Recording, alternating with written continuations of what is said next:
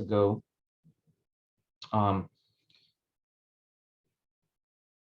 sorry, am I still coming through? I saw something funny on the screen. Yeah, you're fine. Okay. This book, this is basically an ethnographic case study that Julie did. She interviewed faculty and some graduate students at 10 different PhD programs, representing both public and private universities, talked to 85 people, observed the admissions committee's processes, and she was asking these questions, right? How do faculty in practice implement PhD admissions decisions? What assumptions are guiding their judgments? And basically, this is what, this was one of the big takeaways of her study, is that most PhD admissions committees do a kind of a two-tiered process, where in the second stage of review, the faculty are thinking in kind of what you might think of as sort of enlightened or high-minded ways, right? Thinking about the future of the discipline, right? We should maybe choose this student versus that student because they represent the future of the field. Looking at kind of a holistic array of experiences and perspectives, and considering diversity quite explicitly. Many PhD programs that she looked at do those things, do those very good things, but only in the second stage of review. First, students in most PhD admissions processes have to get through an initial screening before they can be thought of in these ways. And that initial screening generally involves kind of a low perceived risk, right? So, does the student kind of fit the usual profile? Do they come from the usual institutions?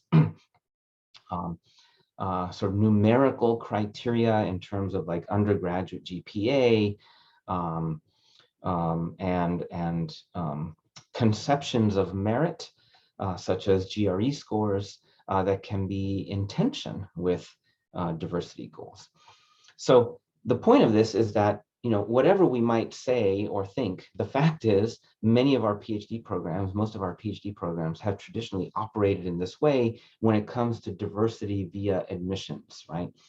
We're willing to implement these sort of high-minded, progressive, holistic forms of thinking about merit. But first, students have to survive a screening that is about other factors. This study kind of drilled down a little bit more and asked, in physics anyway, asked PhD admissions committees, what are the things, of all the things that you could use in evaluating applicants for that initial screening, what are the things that you most rely on? And what you see is that sort of the top 5 are undergraduate GPA, letters of recommendation, and then GRE scores, subject test, quantitative test, okay? So you see, GRE scores figure pretty prominently in what most institutions do, at least for that initial screening. Students have to survive that initial screening. And so that means we have to talk, at least for a minute, about how the use or over-reliance, anyway, on GRE scores directly and significantly suppresses diversity. So this is showing data that my colleague Casey Miller and I were able to obtain from ETS, and we published this in Nature, showing the distribution of GRE quantitative scores for groups in different gender and racial ethnic groups, what those distributions look like relative to a kind of a typical cutoff score that many PhD programs will apply. So in the physical sciences, for example, many PhD programs, whether they say they do it or not, in practice, they typically will look for a score above 700 or even 750. And what you see is that that kind of initial screening cutoff score with GRE basically decimates all of the African American, Hispanic, applicants that are in the pool, they just get immediately wiped out. By the way, it also, in the physical sciences, eliminates about 3/4 of the women who are in the pool. So we've had to think hard about ways of doing initial screening and admissions that avoids that unintended consequence of over-reliance on GRE scores. My colleague Casey Miller has subsequently published in Science looking at many different factors and how they correlate, for example, with the probability of PhD completion. And basically, you can see that whether it's the GRE verbal or the GRE quantitative, or even the subject in physics, in this case, score, whether it's men or women, the relationship between those scores and ultimate probability of PhD completion are very, very weak. The relationship is very weak. So again, over-reliance, in comparison to this weak correlation between GRE scores and PhD completion, we have this very powerful correlation between GRE score and identity categories, right? So the point is, we've had to think about ways other than GRE scores to screen candidates.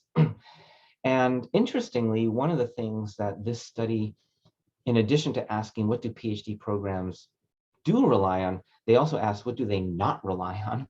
And the number one thing that PhD admissions in physics committee said that they don't rely on is they don't do interviews. Basically, almost 80% of PhD programs in physics don't use interviews to evaluate candidates. And so I'm going to tell you that we've implemented interviews as an important component of a sort of holistic review.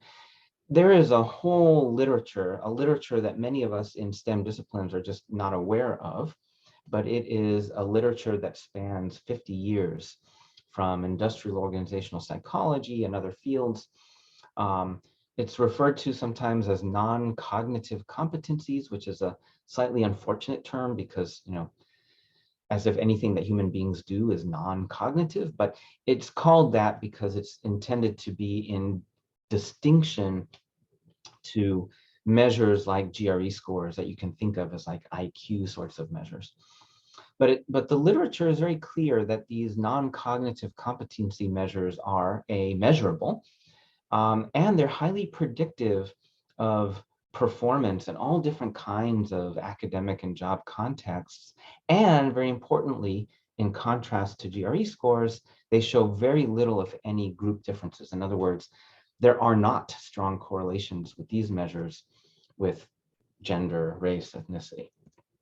And so in the partnership program with FISC, we developed a rubric that I'm showing you here, and which you can look up in this journal article that we published for conducting interviews and scoring interviews along these 7 dimensions that the non-cognitive competency literature indicates are highly predictive of persistence and success.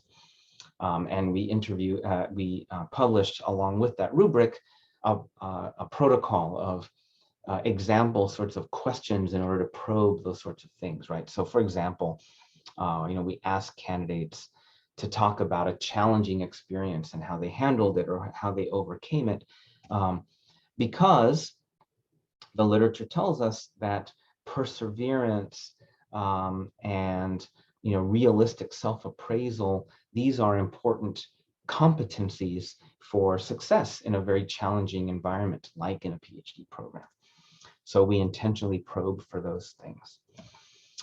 Now, I always get asked the question, and you may be thinking it already in your mind, oh my God, you're going to interview these people? We get 300 applications or whatever the number is. We're going to interview 300 people. No, you don't have to interview everybody. So let me just give you a very concrete example of how to implement holistic review in the way that we've done it, and that I think is quite implementable. So I think of it as a 3-step process.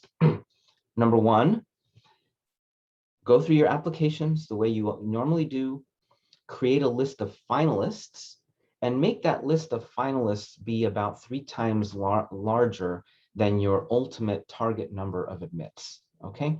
If you think about what most PhD programs do traditionally with admissions, they'll go through the applications, they'll rank them in a spreadsheet by GRE score, whatever is important. And then they'll say, let's say we want to admit 12 students this year, and we know that our typical yield is a third. So we'll make 36 offers, and we know that we'll get about 12 of them to accept. So that's usually what happens. In this alternative approach, what I'm recommending is you make that list of, say, 36 applicants, but don't make them offers right away. Just treat them as finalists. And one way to think about the 36, or the 3 times your target number of admits, is think of them as representing 3 groups. One group could be, call them the sure bets. In other words, the students that in the past you would have automatically made an offer to. And you can include those who have really high GRE scores, whatever you want. The people who fit your traditional profile. Put a number of those individuals in the finalist group. Then make another pass through the applicants, and this time be really intentional about diversity. Make sure that you're not overlooking applicants from underrepresented groups that maybe traditionally you would not have sorted to the top of the spreadsheet, but that you want to make sure get a good, serious look. Put them in the group of finalists as well. I also recommend considering what you might call a high-risk group. Students that in the past you never would have even made an offer to, but you'd like to give them a chance, at least in the next step of the process, because maybe you perceive that if they were to come to your program, if they were to be successful in your program would be giving them a really big delta in their career trajectory. In other words, you would be really positively impacting these folks' long-term trajectory and careers. That's one way to think about how to construct this group of finalists. Then, again, before making offers of those finalists, now conduct your structured interviews using a validated rubric like the one that I just showed you that we published. In this example that I'm giving you, 36 finalists, a handful of faculty interviewers. This is very manageable. When we do this and we're interviewing roughly this number of people, a handful of us on the admissions committee conduct the interviews as 30-minute back-to-back interviews over the course of like 2 days. It takes a couple of days, but it's manageable. You get it done. And it's very, very valuable. And then the final thing, and this is the hard part, is that now you make your admissions offers to the 12 of the 36 or whatever, but trusting this process, trusting the rubric that you've scored the interviews on. And I say this is the hard part because I promise you what happens all the time is some of those sure bets will not rise to the top when you go through this more holistic review. And some of these diversity or high-risk candidates will rise to the top. And so you really have to believe in the process. You really have to stay true to it and go ahead and make those offers. And all of my experience, all of our experience is that this pays off.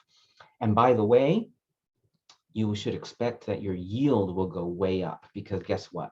When students experience this holistic form of evaluation, they end up being more convinced that you're the right fit for them, in addition to you being convinced that they're the right fit for you.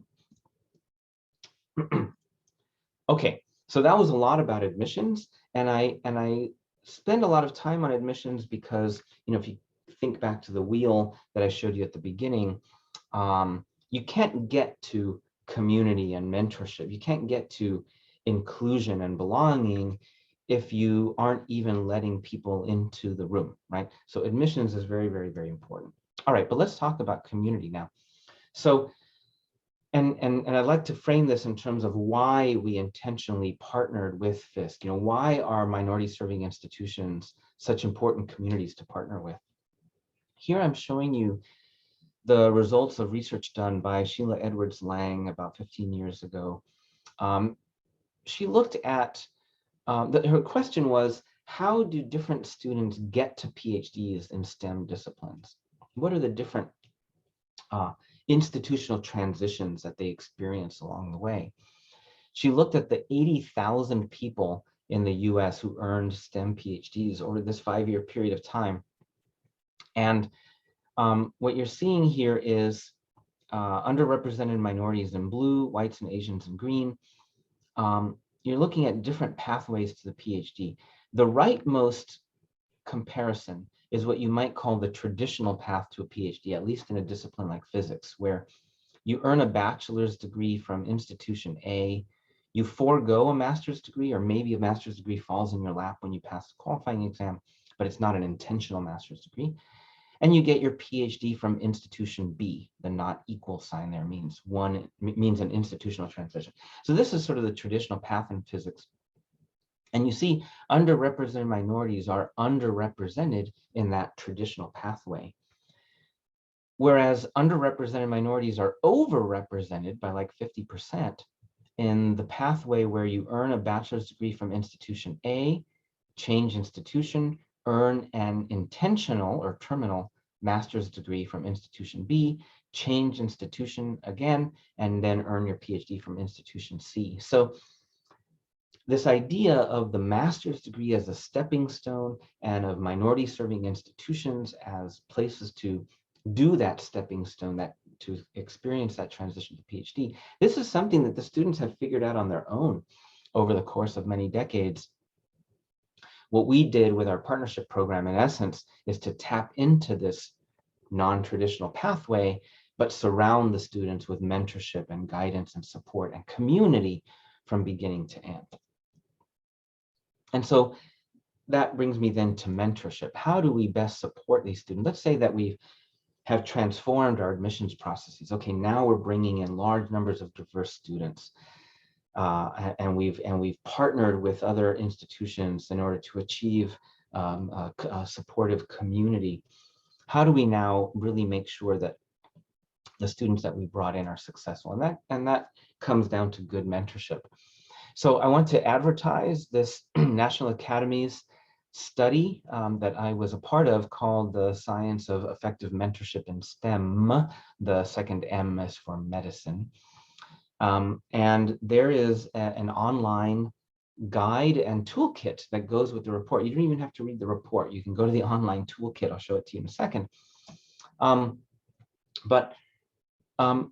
One of the most important things that we did in this report, I think, was to carefully define what mentorship means, because that word mentor, or mentorship, or mentoring can mean a lot of things to different people.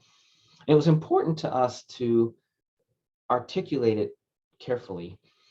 So I'll just read to you the definition that we adopted. Mentorship is a professional, that emphasis is intentional. Mentorship is a professional working alliance in which individuals work together over time to support the personal and professional growth, development, and success of the relational partners through the provision of career and psychosocial support. So the things to take from this definition are, number one, the word professional. Even though good mentoring relationships very often have, as it says here, psychosocial elements, there's a personal growth component. Nonetheless, at its heart, mentorship in the academic context is a professional relationship.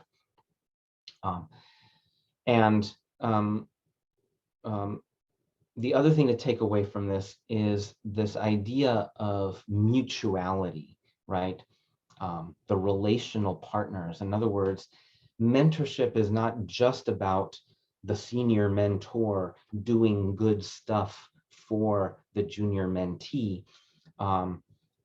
Healthy, good mentoring relationships have a sense of mutuality about it. It's okay and appropriate for the mentor or mentors to say, I make commitments to you, mentee, for your career and psychosocial growth and development, but I need to get something out of this partnership too. I need your presence and your engagement in the lab. I need your commitment to bring your energy and focus to the work that we're trying to do together, right? That sense of mutuality is something that's also built into this definition, and that's important. One of the things that we talk about in the report is this idea of going beyond the myth of the perfect mentor, right? Traditionally, mentoring is thought of in a simply dyadic way.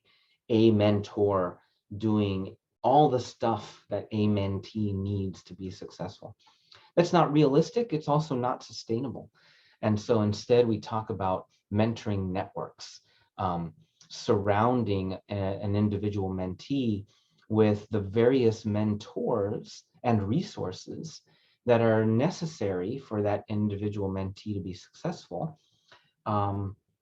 Not because that individual mentee is particularly needy and they need so many mentors, rather that everyone to be successful in something challenging like a PhD in STEM has a variety of career and psychosocial needs to be successful. You need sponsorship. You need somebody who can open doors for you. You need coaching. You need protection. Sometimes there can be, there can be infighting. There can be academic politics. You need protection. You need exposure in order to be made visible and connected to the larger field. You need somebody who's going to crack the whip and challenge you. But you also need someone who can role model. You need somebody who can counsel. You need a shoulder to cry on. You maybe even need a sense of affirmation from time to time and friendship. No one person can or should attempt to be all of these things for any one mentee, let alone all of their mentees. So we talk about it's important to provide mentees with all of these career and psychosocial supports. And that means in practice, building a mentor network around those mentees to make sure that all those supports are implemented and implemented well. Good mentorship has been shown. I'm not going to read this to you. This is just to kind of overwhelm your eyes with lots of references to say that mentorship has been linked in the literature to graduate student persistence, to degree completion, to a sense of integration and belonging in STEM academic communities, better recruitment, helping students to see themselves as competent and to even publish more. Okay, good mentorship matters. And what that means is that bad or ineffective mentorship matters too, because if good mentorship supports all of those good outcomes, ineffective mentorship can lead to lots of unintended consequences. And ineffective mentorship can take various forms. Let's set aside, abusive or harassing practices. Otherwise, good and well-meaning people can be ineffective mentors by virtue of being absent or by setting unrealistic expectations or not being clear, and so on. Okay, so this is another important part, I think, message of the National Academy's report is that negative mentoring experiences can and often do arise from otherwise good intentions. So what that means is that and one other thing is that good mentorship should be responsive and cognizant, responsive to and cognizant of the cultural component. Many times, especially in the context of diversity and inclusion, many times our mentees are different than we are, different gender, different race, different culture. That doesn't mean we can't be good mentors, but it means that we need to be aware and culturally responsive. And so all of that means that good mentoring is a learned and acquired skill. Like anything where you aspire to excellence, chances are you weren't born being excellent at that thing. And mentorship is important enough and difficult enough that it stands to reason that it's going to be something that requires experience, that requires development over time. And so one of the things that we call for in the National Academy's report is for institutions broadly, but also individual departments and PhD programs to adopt a kind of a culture and expectation of good, healthy mentorship. And one of the ways to implement that in practice is to make use of existing evidence-based curricula and guides and trainings for improving mentorship practices. And we give a number of examples and pointers to these in the National Academy's report. And as I mentioned earlier, there's an online guide. You don't have to read the report. You can go to the online guide. The link is at the bottom, www.nationalacademies.org/mentorship in STEM.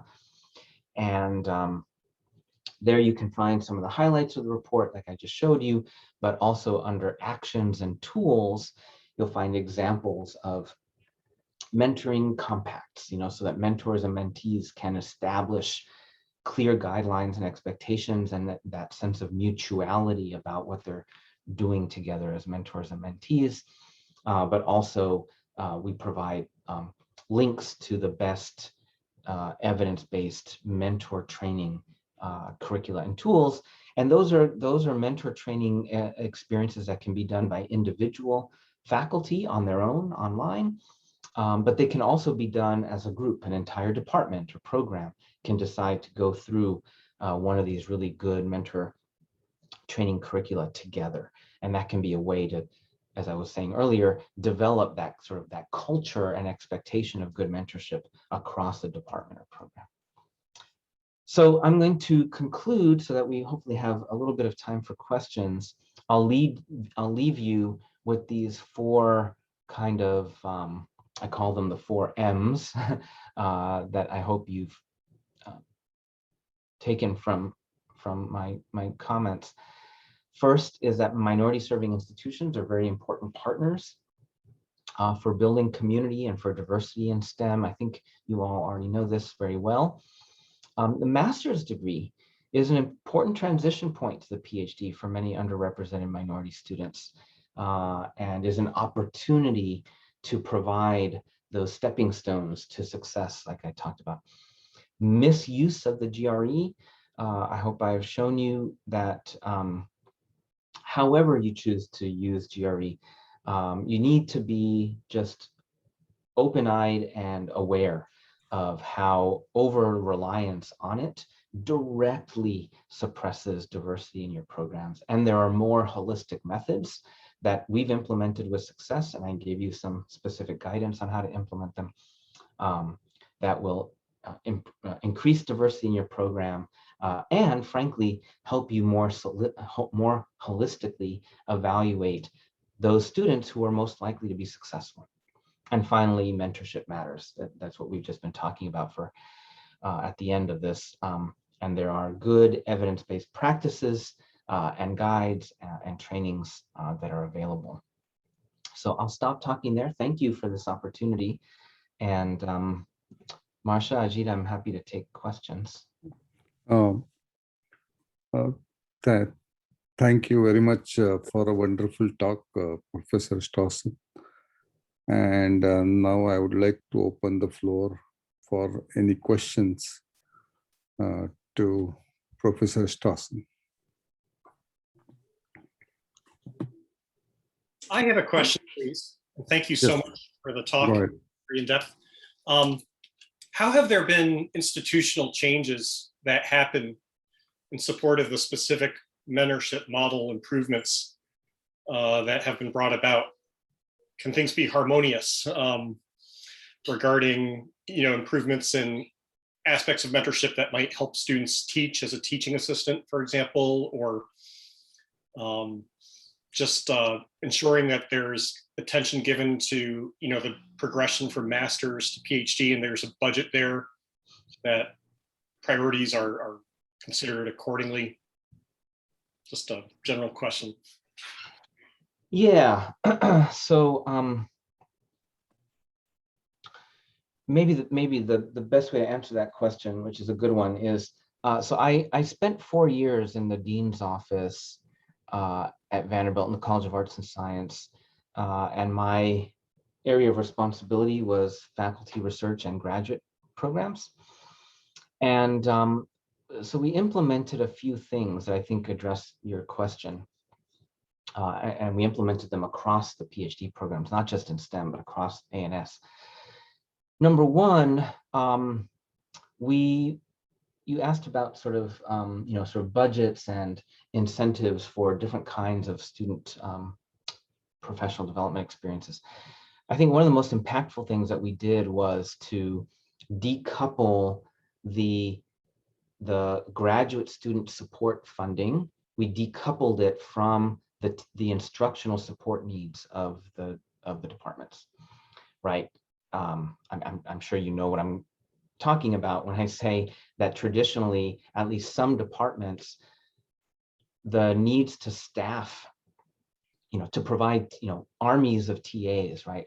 The big introductory calculus course or the big, intro, whatever, the TA staffing needs for those undergraduate courses had become sort of the tail that wagged the dog of graduate education. It was driving how many students were being admitted. It was driving, who was being funded and from what sources and when. And it was ultimately even driving, how many students got cut after 2 years because they kind of weren't needed anymore as TA, and which is all kinds of stuff.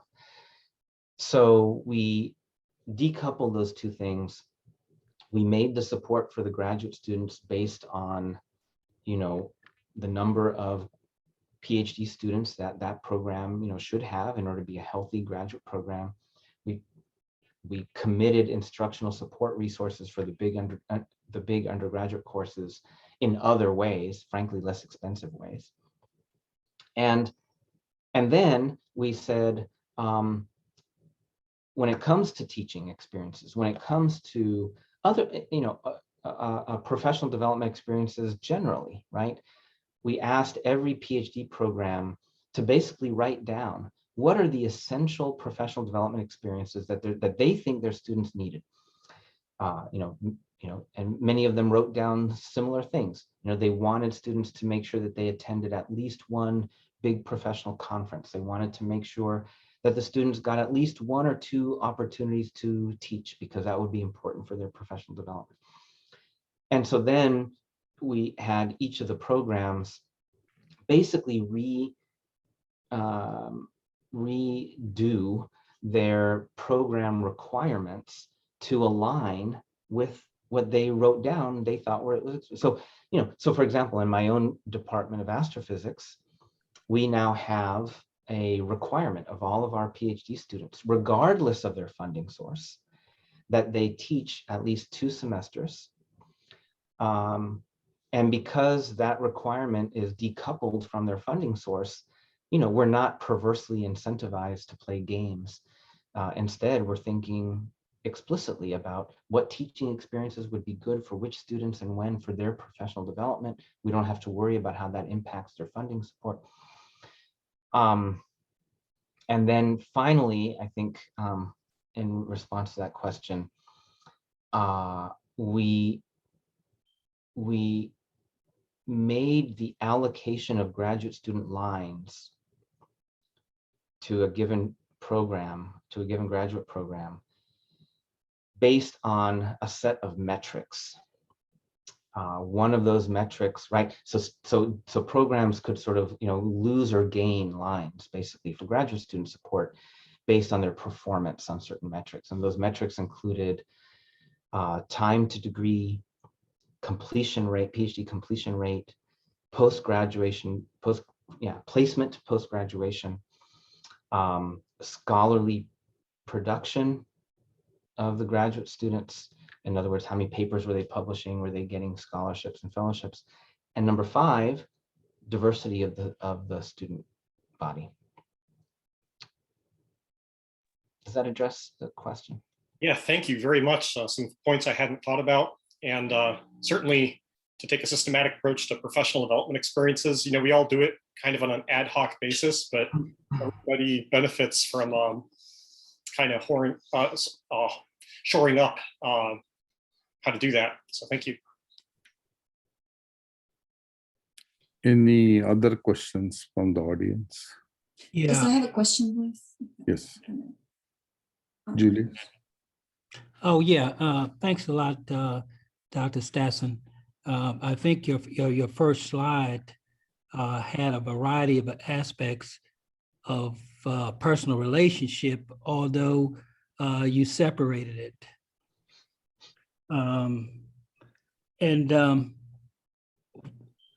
What were you trying to accomplish in interviewing the students?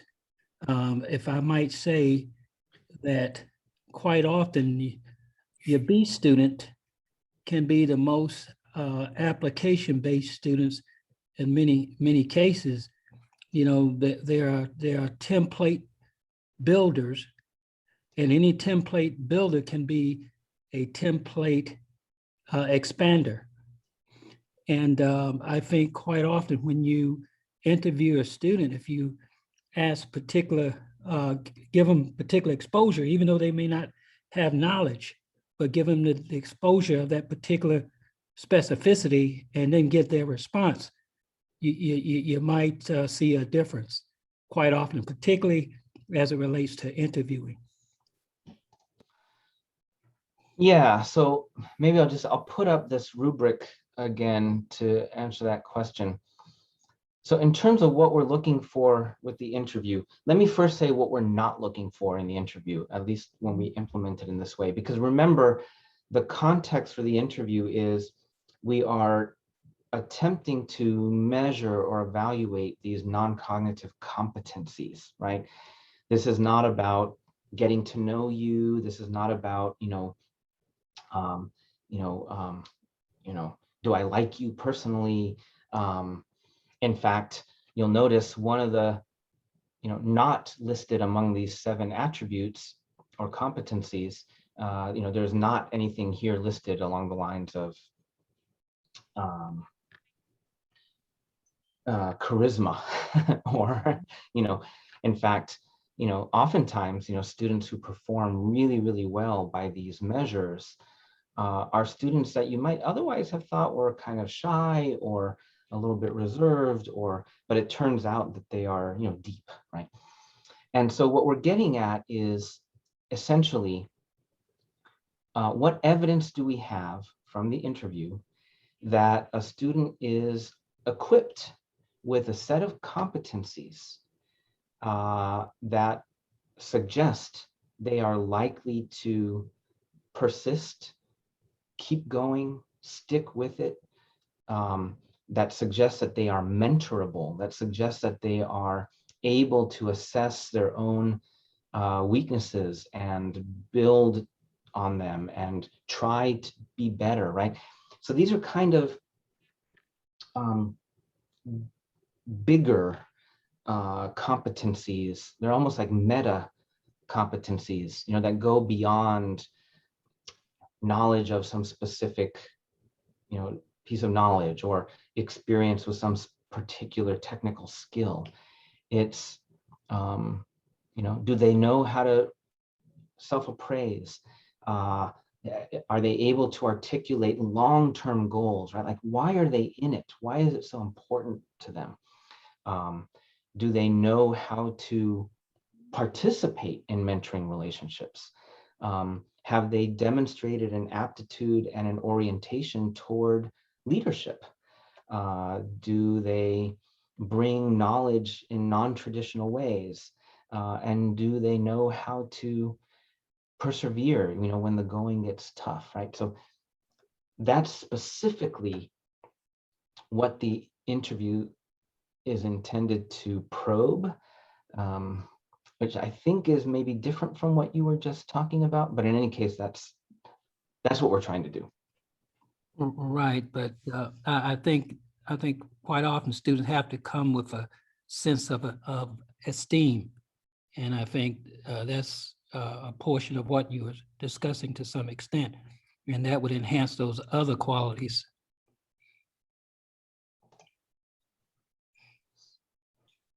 I wanted to ask, if I might, about this non-cognitive competencies. You say that they predict academic success, and I guess that goes against a lot of the assumptions, the underlying assumptions that we've always had in our admissions. And I'm in a math program. I think we take pretty seriously the idea that there is some sort of, there's some sort of notion of being, good at math or mathematically mature or, having good preparation in math. And that is somehow, that's the biggest thing that we're really looking for. So when you drill down into specific fields, does this data that non-cognitive competencies sort of predict academic success, do those things sort of wash out our notions of mathematical maturity or preparation? Is that what the data is showing? So I wouldn't say they wash out. So to be clear, and I'm sorry if I suggested that the only thing we look at is an interview. What I meant to convey is that essentially we've replaced GRE with this interview step. No, absolutely, we look at undergraduate transcripts. I would say we, another point that I tried to make is that, we try not to fetishize GPA as a number, but rather actually kind of interrogate the undergraduate transcript to understand what is the student's preparation actually, right? Sometimes a low GPA can hide what is otherwise, a good preparation. Maybe they got a really, really bad or slow start. Maybe they had a really terrible semester when their mother died, or, all kinds of things. Or, maybe they didn't achieve particularly strong grades in any of their courses, but they completed a rigorous undergraduate curriculum. And so, so all of that is to say is, absolutely, it's important. You can't, I don't know, you can't bring a fine arts major into a math PhD program and expect that, even if they have the best non-cognitive competencies, that they have any chance of success. There has to be some basic preparation there. But I think what the non-cognitive competencies sort of lens does suggest is that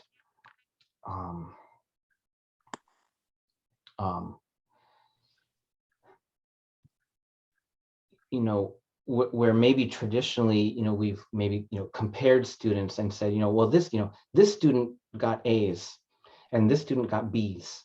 And so therefore the A student is more prepared and therefore more likely to succeed.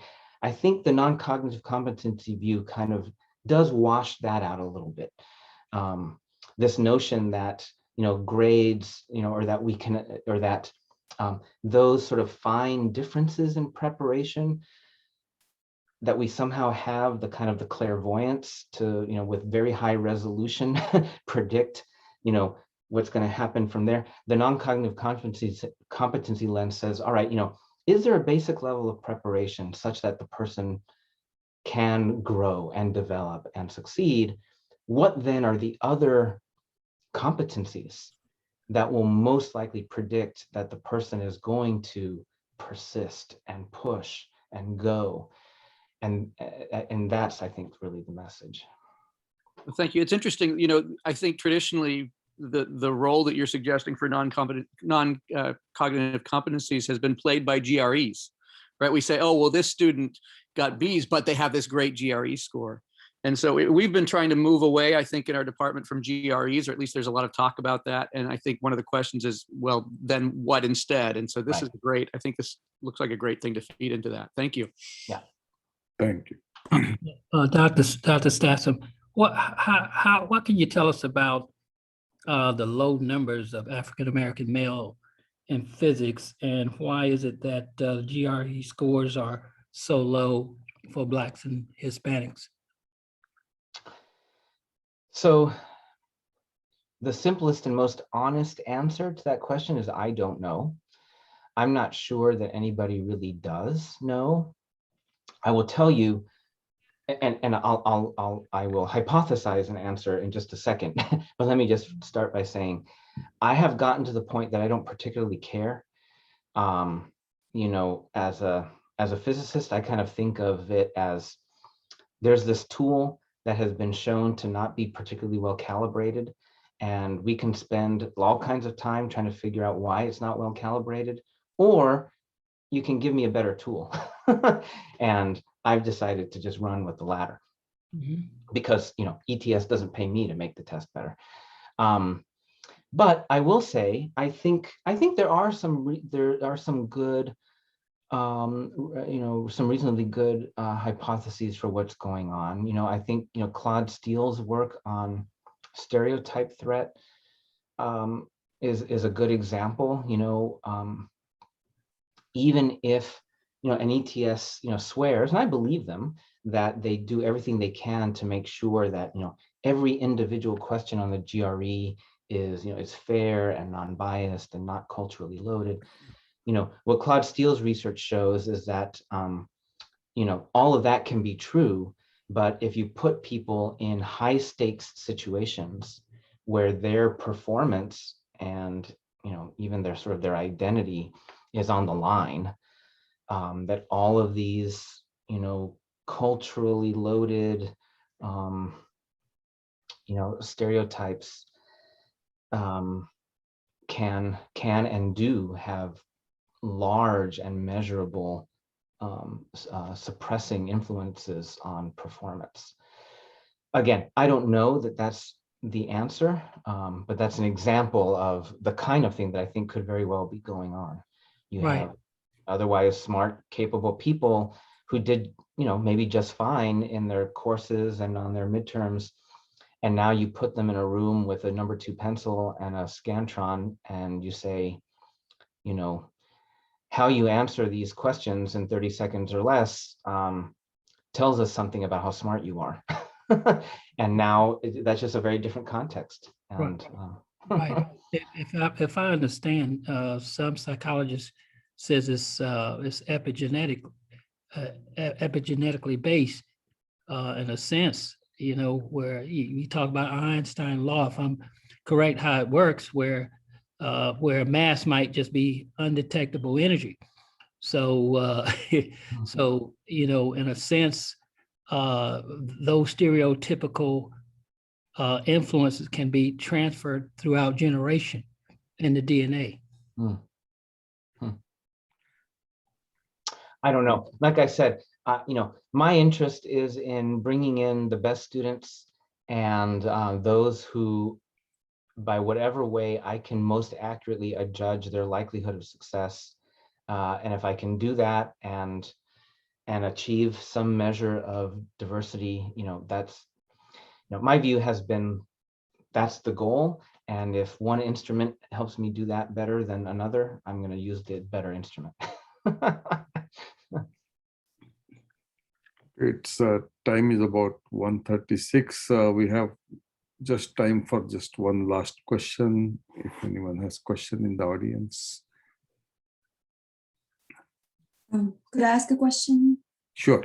Okay. Hopefully a quick one. So thank you very much for a great talk. And what you described is really what I envisioned for our program. But you do mention with full funding for both master's and PhD. So I wanted to ask you if this is institutional funding, if this is the existing funding that you just reallocate within the department, is this grants, is it faculty funding? And also, if it is institutional or department funding, how do you assure that these students are not disproportionately burdened with TA assignments? Yeah, well, so the answer is sort of all of the above. I would be quite successful getting grants from NSF and NASA, even some Department of Energy funding to specifically support the students in the master's degree stage, where we, in these proposals, we basically say, look, we're developing an evidence-based pipeline program. And the master's students are graduate students. They are graduate students who are in a in a training program, and that training has as its most essential element research experience. And so, right, so we've gotten grant money, substantial grant money, to support the master's students in that way. But there also has been significant institutional money, and frankly, I mean, I'll just tell you, the master's degree program has long had has long served a purpose of being a source of revenue for the departments. Right, most of the students who come just for the master's degree are out-of-pocket payers. They're doing it to advance their professional credentials. They get their 2-year master's degree and they go and they get a good job at Procter & Gamble or whatever. And so that revenue stream continues. And so to some extent, we've been able to utilize the terminal master's degree student revenue stream to provide scholarship support for master's students who are not there as terminal master's students, but are there as master's to PhD continuation students.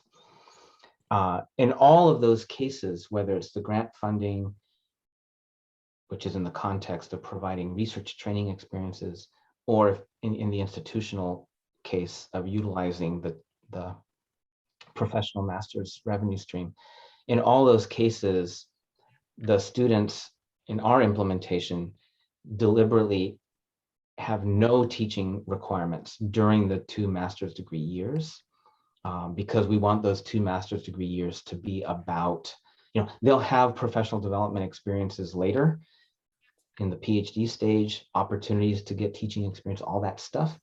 During the master's stage, we want it to be about getting the coursework that they need to ramp up to PhD level, having research experiences to get them to PhD level.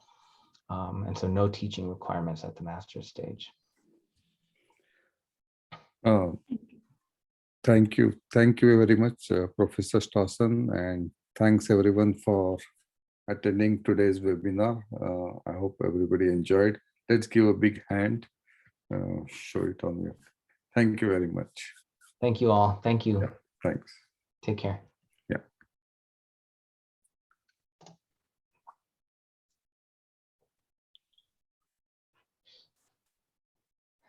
Thanks, Marcia.